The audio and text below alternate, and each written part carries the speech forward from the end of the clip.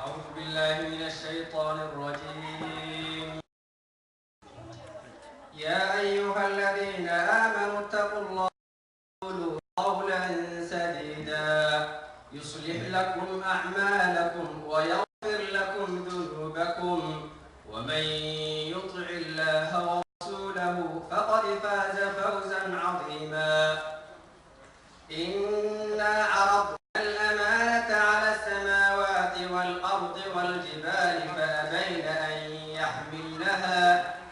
فأبين أن يحملنها وأشفقن منها وحملها الإنسان